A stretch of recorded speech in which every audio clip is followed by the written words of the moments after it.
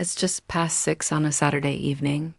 I'm back home in Cybalom for the weekend, sitting on the old wooden bench on my parents' porch. The air here is so clean, it almost stings after a week of breathing in the thick, humid soup of Iloilo. City, I can hear the gentle rustle of the banana leaves in the yard and the familiar, comforting sound of my mother in the kitchen humming as she prepares my favorite laswa. It's peaceful. A peace the first fought a small, vicious war to reclaim. It's hard to believe that just last Saturday, at this exact time, I was living in a pressure cooker, on the verge of an explosion I never saw coming. Finals week for a nursing student on a full scholarship is not just a series of exams. It is a tightrope walk over a canyon of failure with your entire future balanced on your shoulders. My world had shrunk to the four walls of the small, stuffy apartment I shared, a world that smelled of instant coffee, photocopied reviewers, and a low, simmering anxiety. My scholarship, the one that was going to lift my family out of a cycle of debt and worry, demanded that I not just pass, but excel. A single failing grade and the tightrope would snap.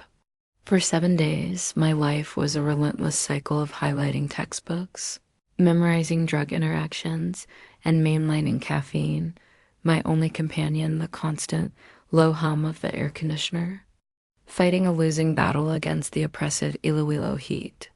And then there was Denise Dot, my roommate, was the chaotic, unpredictable variable in my carefully controlled equation for success. Where I was a creature of discipline and order, Denise was an agent of entropy. I would come home from my 8-hour shift at a call center, the job that paid my half of the rent and all of the utilities, to find the apartment looking like it had been ransacked. Shopping bags from SM City would be strewn across the living room floor. Her half-eaten bowl of instant ramen from 2 days ago would be sitting on the coffee table, and a mountain of her trendy, barely worn clothes would be piled high on the single communal chair, a monument to her indifference that we simply called Mount Denise. Our apartment was a physical manifestation of our two different worlds. My side of the bedroom was a neat, monastic cell, my books stacked in perfect order, my clothes folded, my single pair of rubber shoes for clinicals placed neatly by the door. Her side was a disaster zone, a whirlwind of makeup palettes, expensive sneakers, and discarded outfits. She lived her life with the breezy, unconcerned confidence of a girl who had never once had to check her bank account before ordering food delivery. Her tuition, her allowance, her entire carefree existence was funded by a steady stream of cash from her parents in Manila. My existence was funded by my own grit, a tight budget I tracked in a small notebook, and the terror of losing my scholarship. Difference was never more apparent than in our relationship with the apartment's utilities.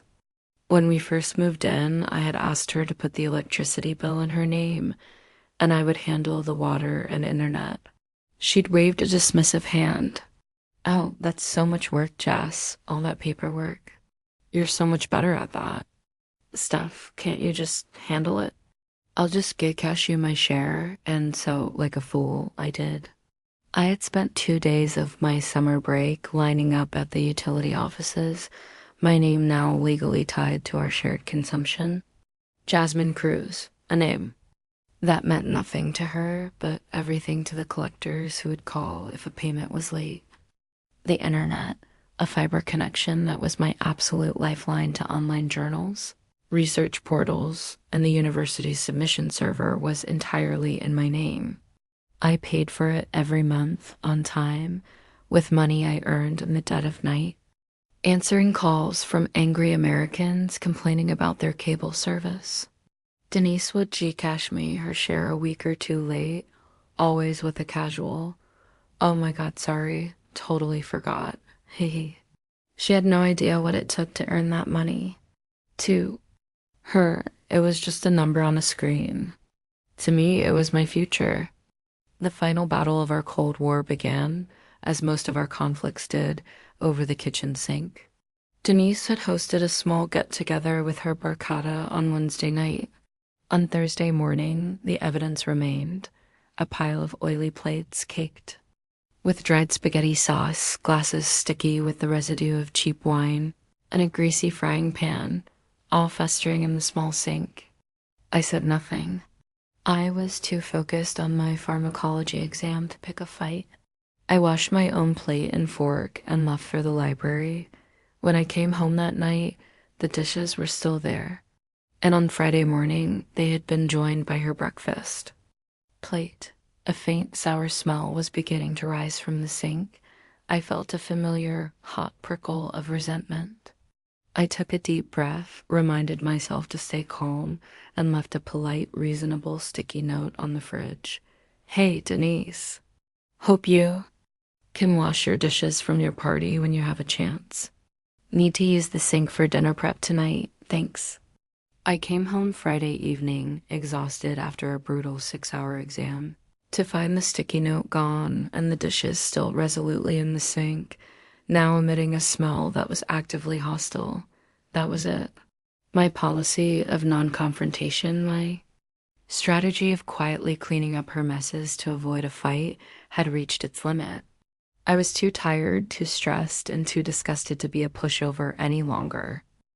I knocked on her bedroom door. She opened it, a towel wrapped around her head, her phone pressed to her ear. She was laughing at something her friend was saying. She looked at me, her expression immediately turning sour.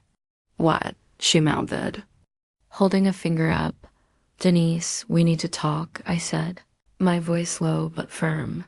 She rolled her eyes, said a quick goodbye to her friend, and leaned against the doorframe, her arms crossed.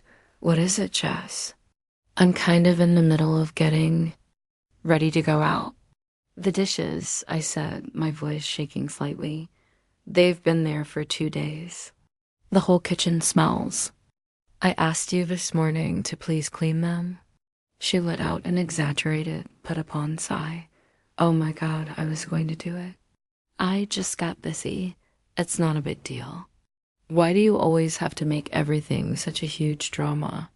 It is a big deal, I countered, my frustration finally boiling over. It's a big deal because this is a shared space.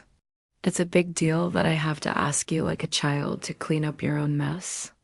It's a big deal that your share of the utility bills was 5 days late again this month, and I had to cover it so our power wouldn't get cut off before my exams. The moment the words left my mouth, I knew I had crossed a line. We didn't talk about the bills. I just quietly paid them, and she quietly, eventually, reimbursed me. By bringing it up, I had broken our unspoken.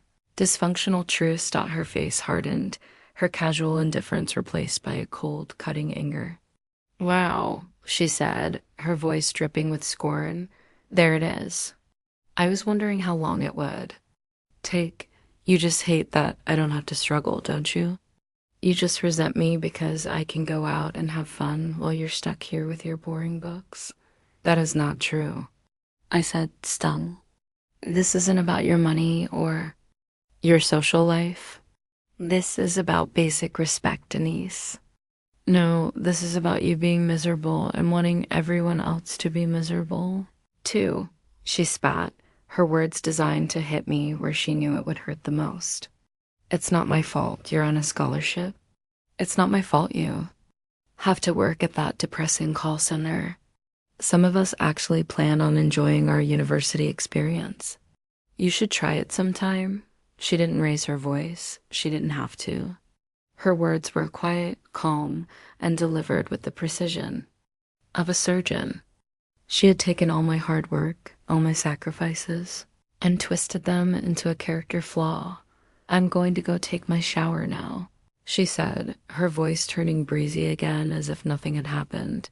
I have a party to get to. We can talk about the stupid dishes tomorrow. She closed the door in my face. I was left standing in the hallway, trembling, not with rage anymore, but with a deep, profound hurt. I went back to my room, the sanctuary of my neat, orderly desk, and tried to study. But the words in my textbook swam before my eyes. Her insults echoed in my head.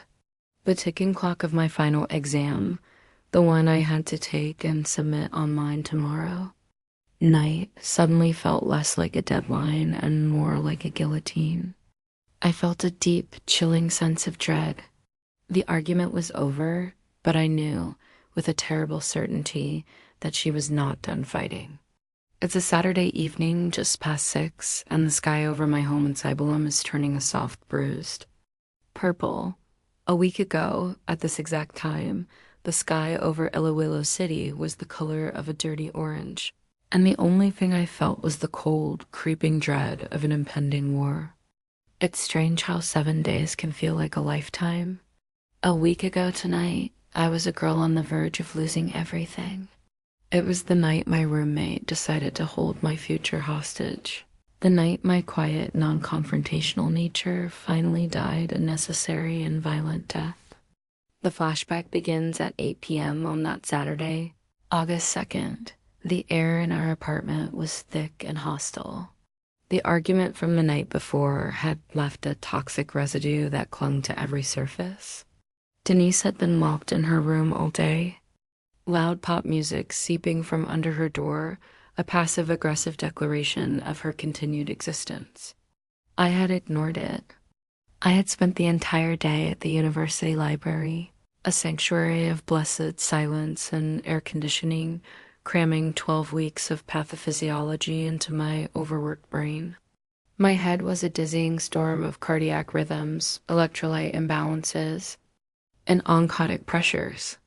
This final exam was the behemoth, the final boss of my semester, worth a staggering 40% of my grade. A failure here wasn't just a failure. It was a potential death sentence for my scholarship. I came home only to eat a quick dinner of rice and a single sad-looking fried egg before the final push. The project, a complex 20-page case study analysis, had to be uploaded to the university's online portal by 11:59 p.m. I had already finished the paper itself, but I had counted on these last 4 hours to do my final review, check my citations one last time, and upload the large file, a process that could sometimes take up to 30 minutes on our less than perfect connection. I sat down at my small, neat desk, the familiar weight of my textbooks and reviewers a strange comfort. I took a deep breath, cracked my knuckles, and opened my laptop. I clicked on the browser. The unable to connect to the internet page appeared. That's odd, I thought. I glanced at the Wi-Fi icon in the corner of my screen. A small, yellow exclamation mark. No internet access. My first thought was a service outage. It happened sometimes, especially when the rain was heavy, but when I looked out the window, the sky was clear. I checked the router in the living room. It's little green. Lights were blinking away cheerfully. The signal was fine. I took out my phone to check its connection. It was disconnected. I opened the list of available networks. And there it was. Jasmine_Denise_home. Broadcasting a full, strong signal. I tapped on it to reconnect.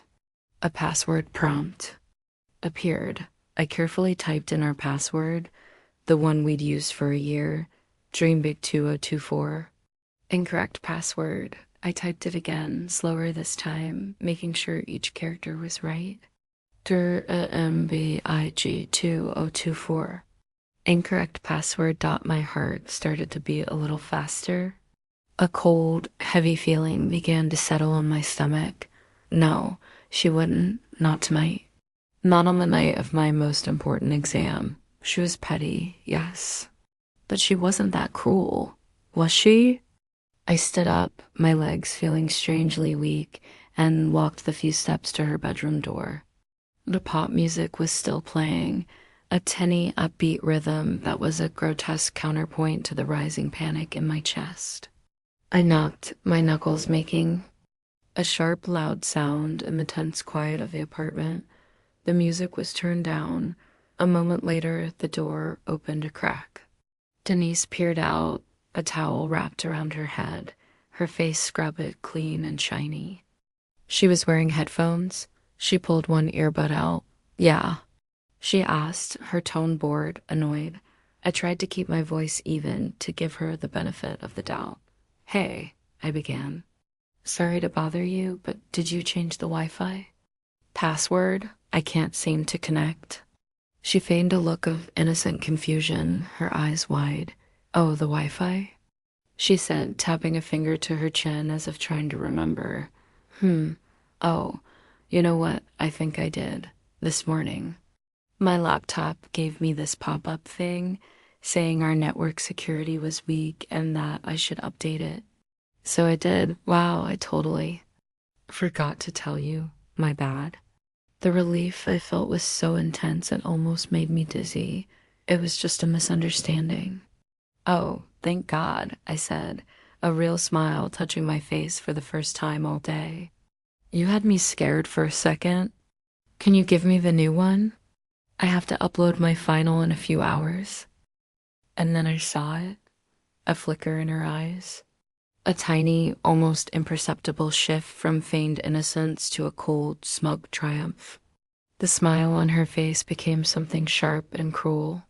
She leaned against the doorframe, crossing her arms. The performance was over. Oh, you need it tonight? She asked, her voice dripping with a sweet, false sympathy. Gosh, Jas, that's a real shame. The blood in my veins turned to ice. What? I whispered. What do you mean? Well, she said, examining her fingernails with a newfound interest. The thing is, I'm kind of in the middle of a movie marathon right now. It's a whole thing. And honestly, after the way you screamed at me yesterday, making all that drama over some stupid, dirty dishes, I'm just not really in a very helpful mood tonight, you know? I stared at her, my mind struggling to process the sheer, calculated malice of what she was doing. She was admitting it. She was enjoying it. Denise, please, I said, my voice starting to shake. This is my final. It's 40% of my grade.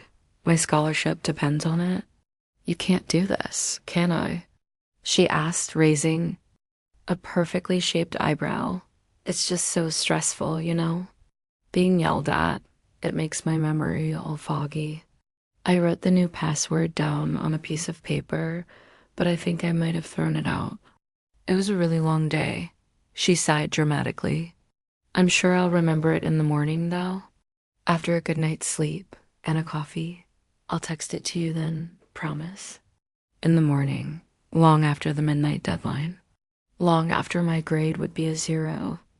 Long after my scholarship would be in jeopardy. The full weight of what she was doing finally crashed down on me.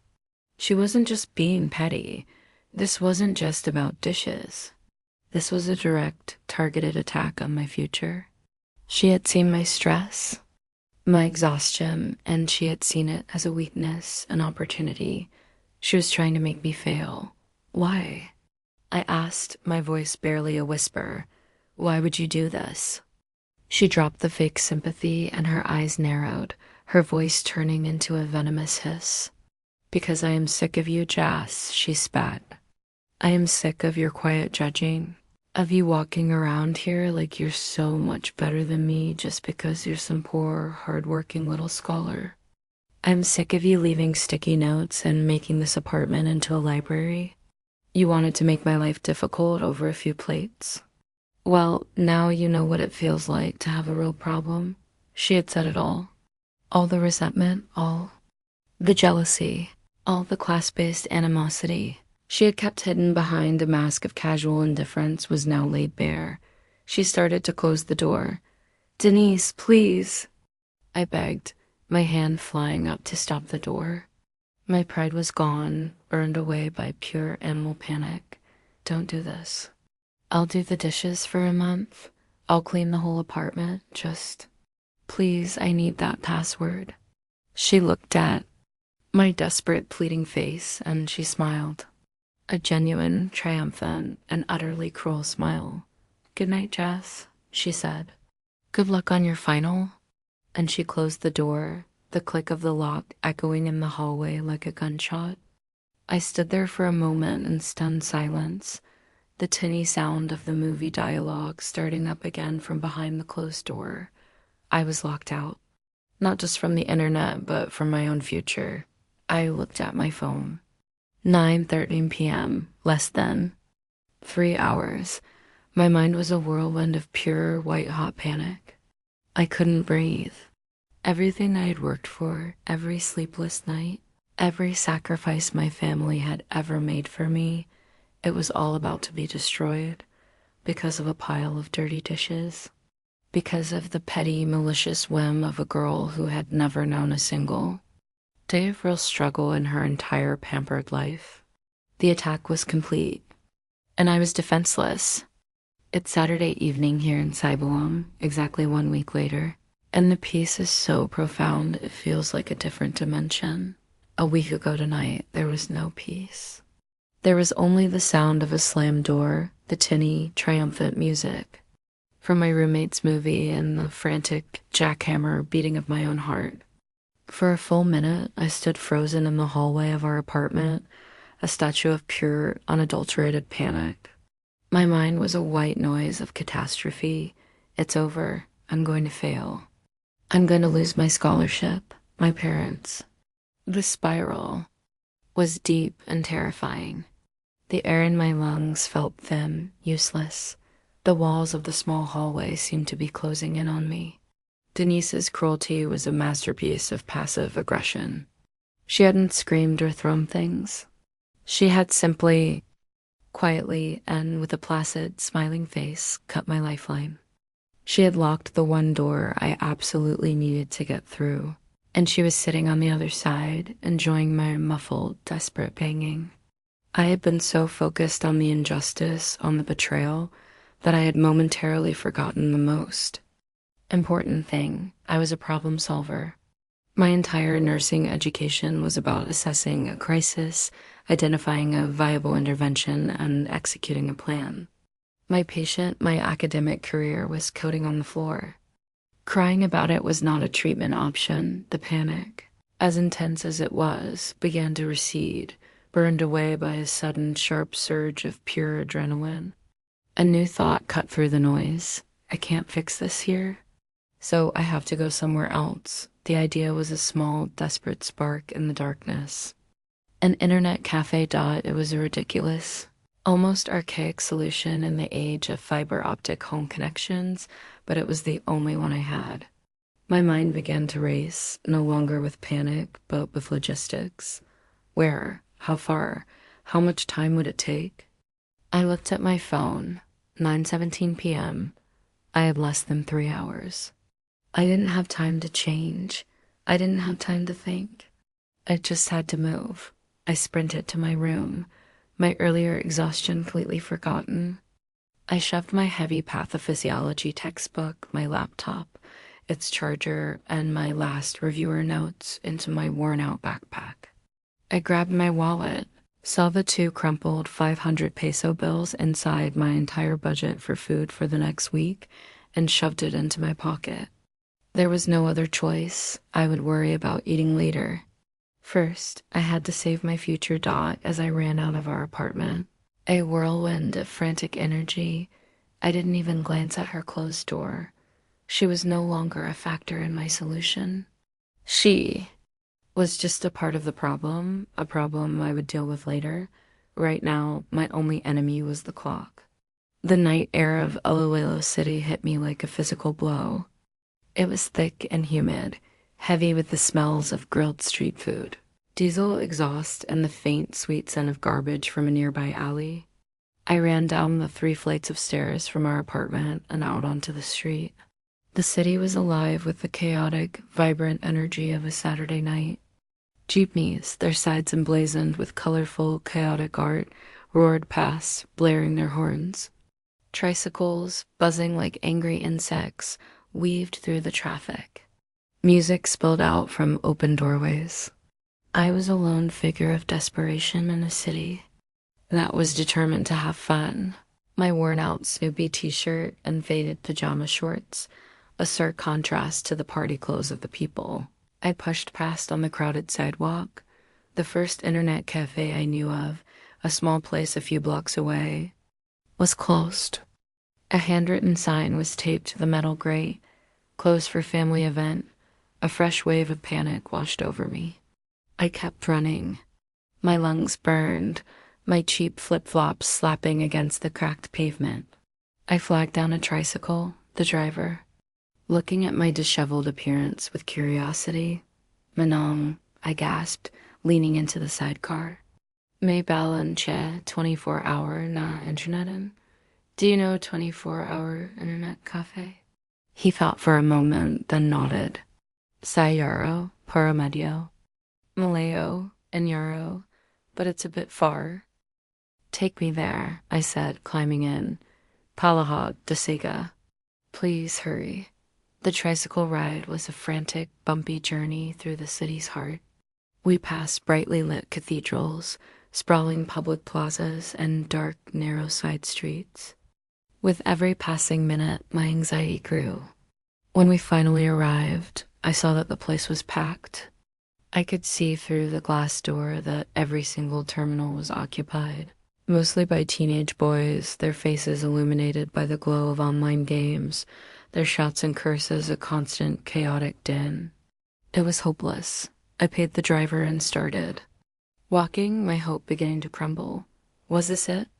Was this how my dream ended? In a frantic, sweaty, hopeless search on the streets of a city that didn't care. Then I saw it.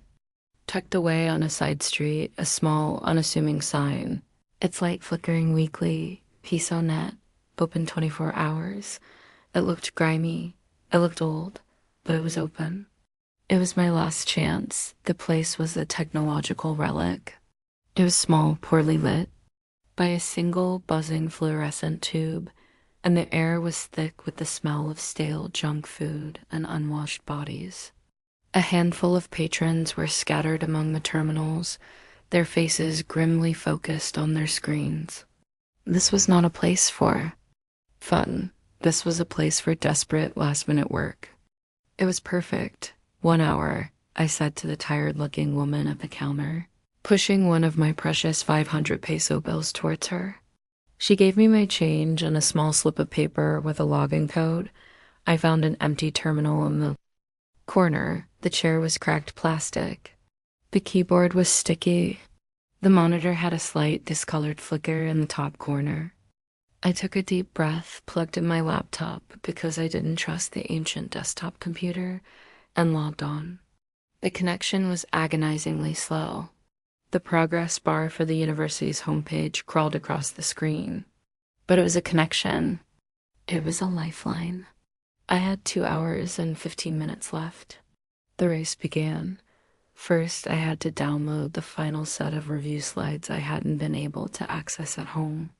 The download took a torturous 15 minutes, a task that would have taken 20 seconds on my home fiber connection. While it was downloading, I scanned through my finished paper, my eyes burning with exhaustion as I double-checked my citations and formatting. The noise of the internet cafe, the constant clicking, the occasional shout from a gamer, the blaring sound of a K-pop music video from the next terminal, it was a nightmare of distraction. I had to focus, to block it all out. The files finally downloaded. I had just under 2 hours left. I spent the next hour and a half in a state of hyper-focused panic, cramming the last-minute information, my fingers flying across my touchpad as I made small corrections and additions to my paper. My mind was a machine, processing, analyzing, and praying dot at 11:30 p.m. I was ready to upload. This was the most dangerous part. The university portal was notoriously fickle, and a slow connection could cause the upload to time out. My file was large, filled with high-resolution medical diagrams. I started the upload. The progress bar appeared. It moved with the speed of a dying snail. 1%, 2%. The minutes on the clock in the corner of the screen were a ticking time bomb. 11:40, 11:45, 11:50. The progress bar was only at 60%. My heart was in my throat. I was pleading, bargaining with a god I wasn't even sure I believed in. Please, please, please just let this work. 11:55 p.m., 85%, 11:56 p.m., 90%, 11:57 p.m., 95%. My hands were shaking. I could feel the sweat trickling down my back. And then at 11:58 p.m., two words appeared on the screen in a small green font: upload complete. The wave of relief that washed over me was so total, so absolute, that I almost collapsed right there in that sticky plastic chair. I logged out, packed my things in a daze, and stumbled out of the grimy cafe and back into the now quiet night. The walk home was long. The adrenaline began to fade, and the sheer, bone-deep exhaustion set in. But as I walked through the sleeping city, my mind began to clear. The panic was gone. The desperation was gone. And in the silent, empty space they left behind, a new emotion began to rise. It was an anger so cold, so pure, it felt like a block of ice forming in my chest. I replayed the evening's events. I saw myself, a scholarship student who worked a grueling job to pay her bills, running through the streets in a panic, forced to spend her last few pesos in a filthy internet cafe.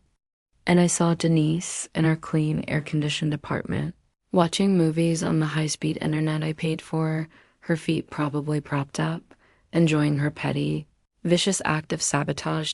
The injustice of it was a physical thing. The non-confrontational girl who had written that polite sticky note was gone. The girl who had pleaded and begged in the hallway was gone. They had died somewhere between the packed tricycle ride and the agonizingly slow upload progress bar. The person walking home now was someone new, someone colder, someone who understood that peace was not something you could achieve by being quiet. Sometimes peace was something you had to take. By the time I reached the front door of our apartment building, my new plan was fully formed. It was simple, it was elegant, it was legal, and it was final. I looked up at her window. The light in her room was still on. I felt nothing, no anger, no hurt, just a calm, chilling sense of purpose. I put my key in the lock and walked inside. The war was not over, but I knew with an absolute and unwavering certainty that I was about to win it. It's Saturday evening, a week after my world almost ended, and I am watching my father from the porch as he meticulously sharpens the blade of his old bolo knife. He does it with a calm, steady rhythm, his hands sure and practiced. There is no anger in the motion, only a focused, quiet purpose, honing a tool so it can do the job it was meant to do.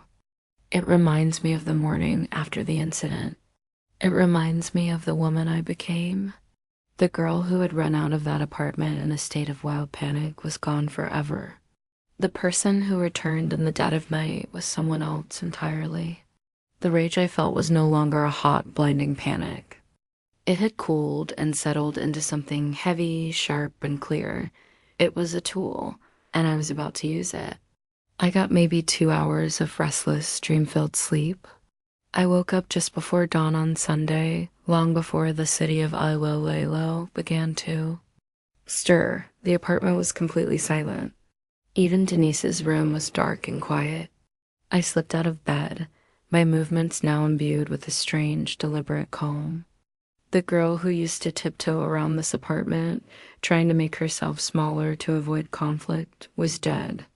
I walked with a new sense of ownership.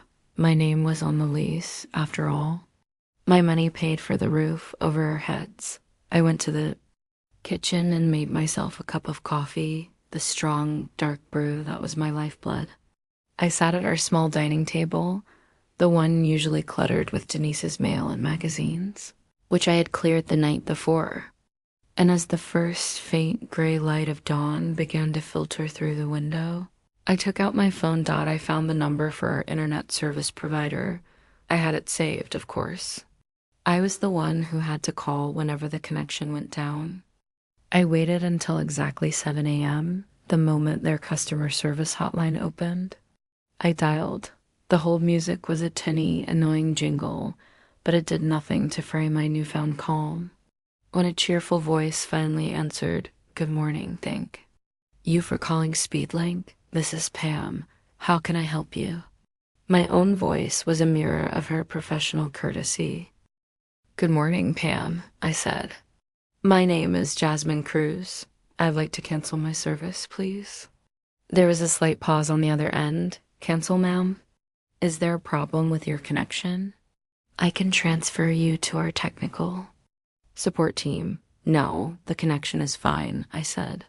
The service is simply no longer required. I would like to terminate my account. Okay, ma'am? Can I have your account number and verify your address? I calmly recited the information.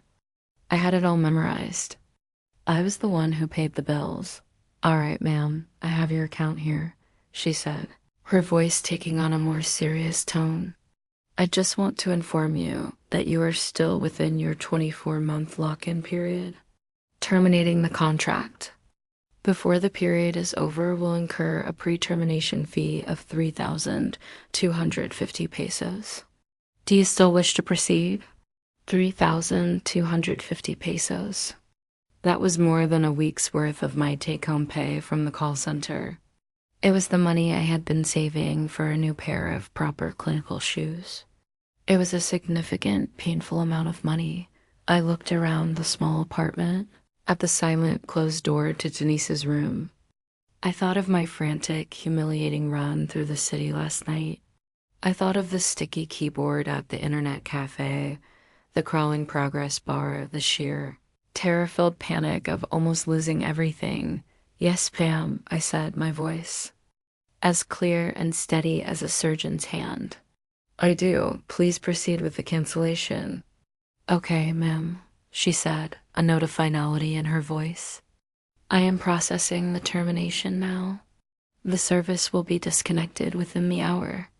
The final bill, including the termination fee, will be sent to your registered email address. Is there anything else I can help you with today? No. Thank you, I said. You've been very helpful. I hung up the phone. It was done. I took a slow sip of my coffee. It had never tasted better. A few hours later, I was at my desk, calmly reviewing my notes for my final exam of the semester, a written test on campus that afternoon. The apartment was still quiet. Around 10 o'clock, Denise's door finally opened. She emerged, yawning and stretching, looking refreshed and cheerful. She was wearing a cute, trendy pajama set that probably cost more than my textbooks.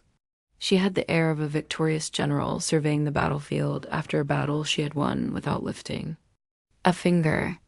She saw me at my desk, and her face broke into a wide, condescendingly sweet smile. Morning, Jess. She chirped as if nothing had happened. Did you get your project in okay last night? The question was a deliberate, twisting jab of the knife. I looked up from my book, my expression perfectly neutral. Yes, I did, I said. No thanks to you. She just laughed, a light, tinkling sound that grated on my last nerve. Oh, don't be so dramatic. I was just messing with you. I was going to give you the password this morning anyway. She went to the kitchen and started making herself a smoothie, the blender whirring to life and shattering the quiet. I said, Nothing. I just went back to my book. I could feel her watching me, expecting a reaction, expecting me to be angry or sullen. I gave her nothing. I was a calm, placid lake, and my stillness seemed to unnerve her more than any argument would have. She finished her smoothie. She plopped down on the sofa with her sleek, expensive laptop. I heard her tap a few keys. Then a frustrated sigh. Oh, the Wi-Fi is so slow today. She complained to no one in particular. Another minute passed. What the hell? I can't connect at all now. She looked over at me, her brow furrowed in genuine irritation. Hey, is the internet working for you? I'm not using it, I said without looking up. Well, can you check it? She demanded. I have a 10-page paper on media theory due tomorrow, and I haven't even started my research. I need to get online. I slowly placed a bookmark in my textbook and closed it. I turned in my chair to face her, folding my hands on my desk. I gave her a calm, patient, and completely insincere smile. The kind of smile I used on the most infuriating customers at the call center. Okay, Jess. I'm over it, she said, rolling her eyes. I'm sorry, all right? I was a bitch last night. Can you just tell me the new password? I really need to get this paper done. Oh, there's no password, Denise, I said, my voice light and airy, her face scrunched up in confusion. What do you mean? You changed it back already, so it's the old one? No, I said, my smile unwavering. I mean, there's no Wi-Fi, so there's no need for a password. The service isn't active. She stared at me, the cogs in her brain slowly, painfully turning. What are you talking about? I can see the router lights blinking from here. What did you do? And then I laid it all out for her. My voice was quiet, every word delivered, with a cold, clear precision. When I got home last night, after spending 3 hours in that filthy internet cafe on the corner of Jalandoni Street, I did some thinking, I began. I thought about our living arrangement. I thought about how the lease is in both our names, but the utility accounts, the electricity, the water, and especially the high-speed fiber internet are all in my name, Jasmine Cruz. I thought about how I have never, not once, been late with a payment because I cannot afford to be. And then I thought about how that internet, the one I pay for with my own hard-earned money, was used as a weapon to try and make me fail my final exams. I let that sink in. Her face was starting to lose its color, so I continued. I made a simple, practical decision. I decided to eliminate an unnecessary financial liability and a clear and present threat to my academic standing. I called SpeedLink first thing this morning. I had a lovely chat with a woman named Pam, and I canceled her account. She just stared at me, her mouth slightly agape.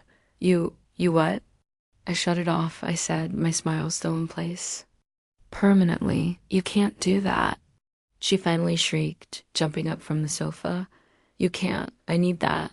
I have finals too. Yes, you do, I agreed calmly, and I'm sure you'll do fine. You're a resourceful girl.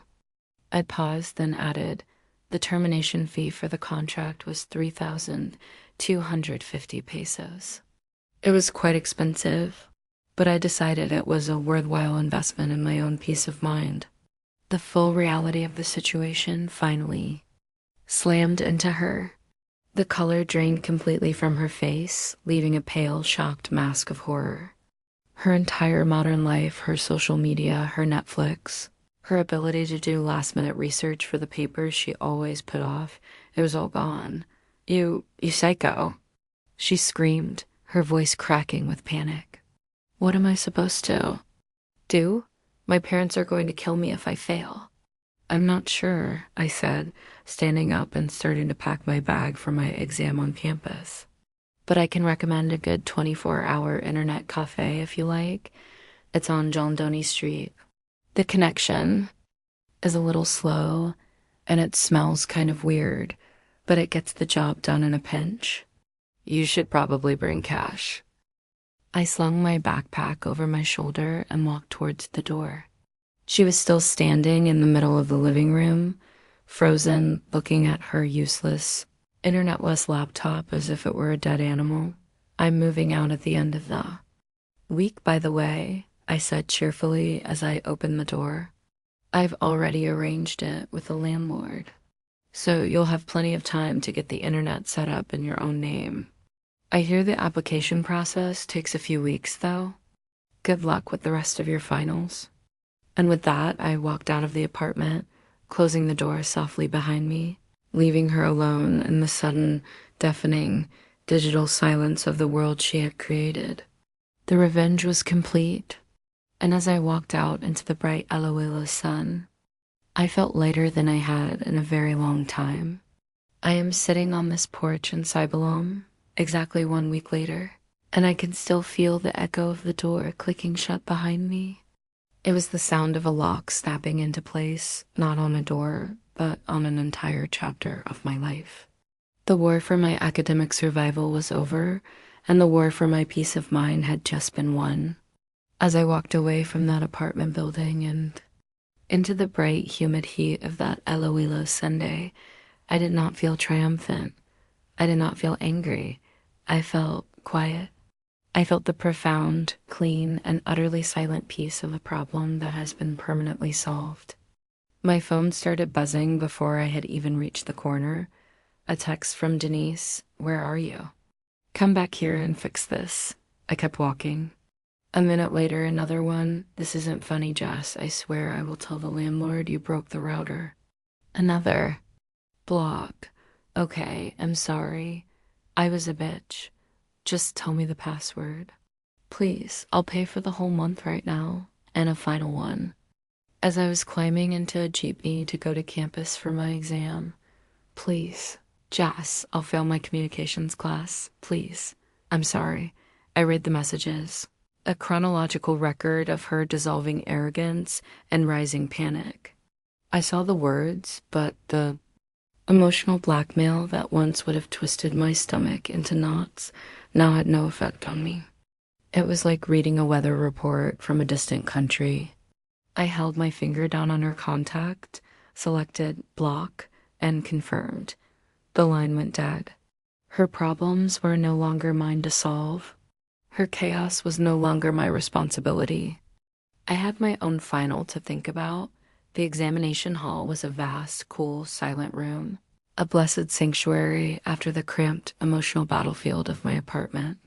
I found my assigned seat, laid out my pens, and took a deep breath. For the next 3 hours, there was no Denise, no Wi-Fi, no drama. There was only me, the questions on the paper, and the knowledge I had spent a semester working to acquire. I wrote with a focus and clarity I hadn't felt all week. I had faced the ultimate distraction, the ultimate stressor, and I had survived. The questions on this paper felt easy by comparison. When the proctor called time, I walked out of that hall knowing I had done well. I had protected my future. I had saved myself.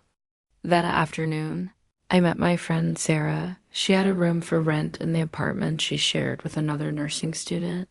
A clean, quiet place much closer to the university. I had called her in a panic weeks ago to ask if the room was still available, and she had told me to let her know whenever I was ready. "I knew you'd get sick of that monster eventually," she had said. We borrowed her cousin's multicab, a small, open-back truck, and drove back to my old apartment to perform the extraction. I dreaded this final confrontation, the final, messy scene. When I unlocked the door, the sight that greeted me was one of pure, unadulterated chaos. The living room, which was usually just messy, looked like it had been hit by a small hurricane.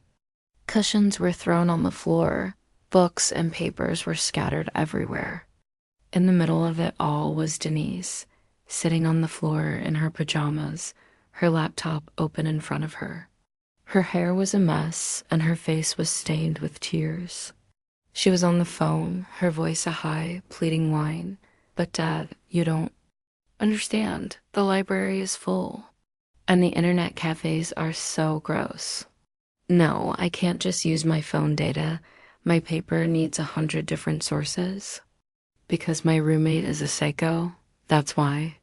She saw me standing in the doorway with Sarah and her cousin, and her eyes widened. She hung up the phone. "What are you doing?" she asked, her voice small. "I'm moving my things out," I said, my tone neutral. I refused to be drawn into another fight. "We'll be as quick as possible." As we started to pack my books and clothes into boxes, she just sat there watching us. The anger was gone, the smugness was gone. All that was left was a kind of pathetic, bewildered helplessness. When I started to disassemble my desk, she finally spoke again. "Jess, please," she said, her voice cracking. "I messed up. I know I did. I'm sorry. I'm going to fail my finals. My parents, they're going to pull me out of school." I stopped what I was doing and looked at her. The old Jas, the people pleaser, the conflict avoider, would have felt a pang of guilt. She would have wanted to fix it, to make the crying girl feel better. But the old Jas was gone. I looked at her, my expression not angry, but not sympathetic either. It was just factual. That sounds really hard, Denise, I said, my voice quiet but firm. But your grades are your responsibility, just like my grades are my responsibility. You made a choice on Saturday night. You decided that your petty grudge was more important than my entire future. The consequences of that choice are yours to deal with, not mine. I went back to my packing. She didn't say another word, Dot. We moved my life out of that apartment in under an hour. As her cousin carried my final box of textbooks out the door, I took one last look around. Denise was still on the floor, a picture of privilege finally colliding with a consequence it couldn't buy its way out of. I felt a brief, fleeting flicker of something that might have been pity, but it was quickly replaced by an overwhelming sense of relief. I closed the door on that chapter of my life, leaving her behind in the silent, internet-less prison she had built for me, but had ended up occupying herself. Sarah's apartment was a revelation. It was clean. It was calm. The air was filled with the quiet, cooperative respect of people who understood what it meant to share a space. That evening, after we had unpacked my things into my new, smaller, but infinitely more peaceful room, Sarah handed me a small piece of paper. Here, she said with a smile, our Wi-Fi password. It's not great, but it's fast enough for Netflix. I looked at the password, then at her. A simple act of trust, a normal, decent roommate thing to do. And I almost started to cry, not from sadness, but from relief. This was what it was supposed to be like. The story of what happened to Denise trickled back to me through campus gossip. She had failed 2 of her major subjects, had to file for an incomplete in another, and was placed on academic probation. Her parents, furious at the waste of their money, had apparently forced her to move into the strict university-managed dormitory for the next semester. She had been forced to learn a hard lesson in accountability. Justice, it turned out, was not always a grand, dramatic affair. Sometimes it was as simple as a disconnected modem. And me, I aced my finals. My scholarship was secure. I finished the semester at the top of my class. I spent my weeks in my peaceful new apartment, and my weekends taking the bus home to the quiet sanity of Cybalom. I am here now, on this porch. As the last light of Saturday fades from the sky, the smell of my mother's cooking is pulling me inside. My life is no longer a tightrope walk. It's a path, one that I have cleared with my own hands. I learned something essential in that cramped, hostile apartment. I learned that my peace was a precious thing and it was worth fighting for. I learned that my future was my responsibility and I could not entrust it to the casual cruelty of others. I learned that the quiet, non-confrontational girl I thought I was had a backbone of steel. The old Jas would have been afraid to make waves. The new Jas knows that sometimes you have to be the storm. It is Saturday, August 2nd, 2025, just before 7 in the evening. I am home on our porch in Cybalom, and the story I have been recounting feels both a lifetime away and as immediate as my own heartbeat. My mother's voice calls out from the kitchen, a gentle summons to dinner. It is the sound of safety, of a world that makes sense. The peace I feel now is not just the absence of conflict. It is a deep, foundational strength I didn't know I had until I was forced to build it. Myself, the war with Denise was not just about Wi-Fi. It was about my own quiet refusal to be seen. The final battle of that war wasn't the disconnection of a modem, but a quiet, chance encounter 6 months later in a coffee shop that smelled of roasted beans and new beginnings. The new semester had been a breath of fresh air. My new life with Sarah was one of quiet, mutual respect. We had a chore wheel that we actually used. We would have study sessions in our clean, quiet living room. On weekends, we'd treat ourselves to a movie or dinner out. It was a normal, healthy, and wonderfully boring student life. My grades were the best they had ever been. The constant low-grade stress of living with Denise had been a weight I hadn't realized I was carrying until it was gone. I was thriving. I was happy. I had heard whispers about what had happened to Denise, that she'd had to appeal to the dean to avoid being kicked out of her program, that her parents had cut off her allowance and were making her live in the on-campus dorms. I took no pleasure in the news. My revenge had never been about her failure, but about my own survival. Her life, her problems, they were a distant echo from a life I no longer lived.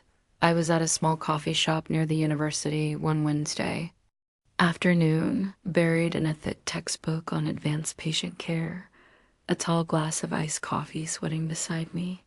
The place was full of the low hum of students and the hiss of the espresso machine. I was so focused, I didn't notice the person standing by my table until she spoke my name. Jess? The voice was tentative, almost unrecognizable. I looked up and my heart gave a small, hard jolt. It was Denise, but it was a different Denise. The glossy, arrogant, perfectly put-together girl I had known was gone. This version was subdued. Her hair was pulled back in a simple ponytail. She wore a plain university t-shirt and jeans. She wasn't wearing any makeup. She looked normal. She looked tired. "Hi, Denise," I said, my voice carefully neutral. My body tensed, an involuntary, conditioned response to a threat. Can I sit down for just a second?" she asked, gesturing to the empty chair across from me. "I promise I won't stay long." I hesitated, 1,000 sharp, defensive replies springing to my mind, but her eyes, they held no malice, only a deep, weary embarrassment. "Okay," I said, closing my textbook. She sat down, placing her hands on the table. She wouldn't meet my eyes. She just stared at her own fingers. "I know you probably never want to speak to me again, and I get it," she began, her voice low and shaky. I see you around campus sometimes, and you always look so peaceful, and I wanted to say, I'm sorry." She finally looked up, and I could see she was telling the truth. Her eyes were red-rimmed and exhausted. "I was a monster, Jess," she said, her voice cracking.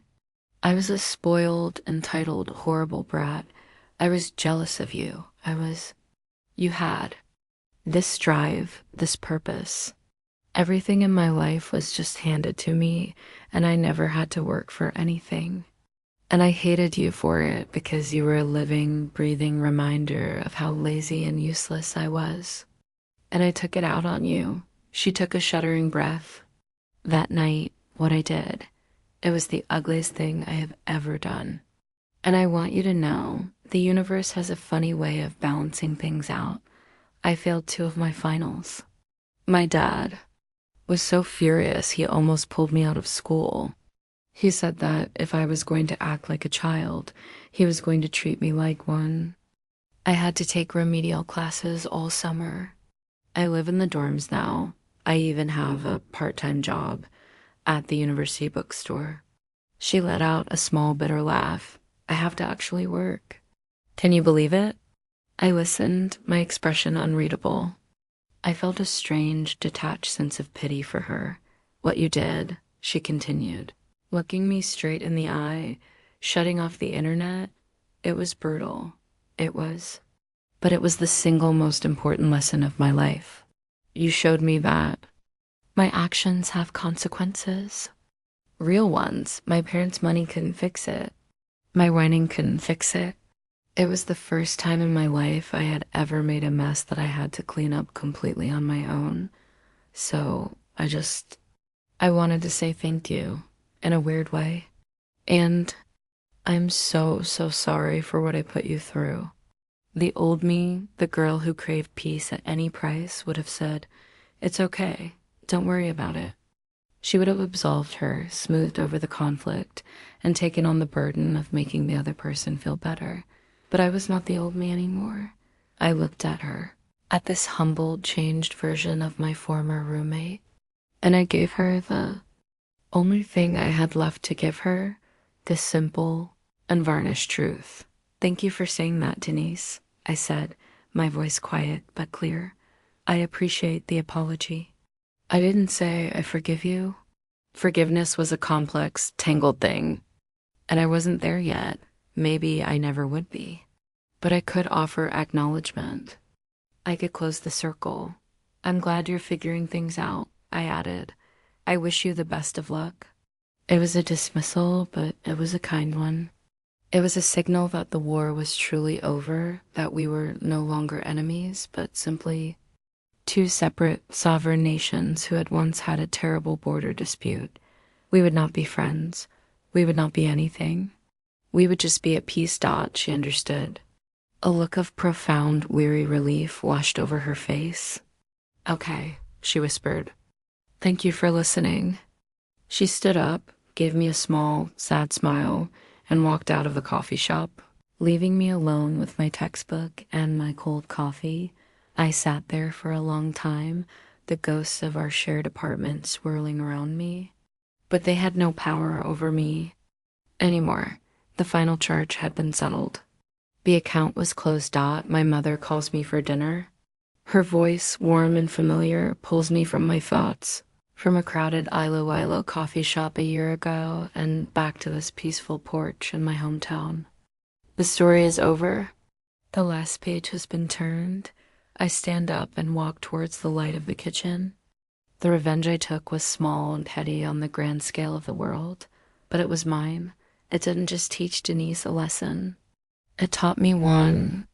It taught me how to build a wall, how to fight a battle, and how to stand up and claim my own peace.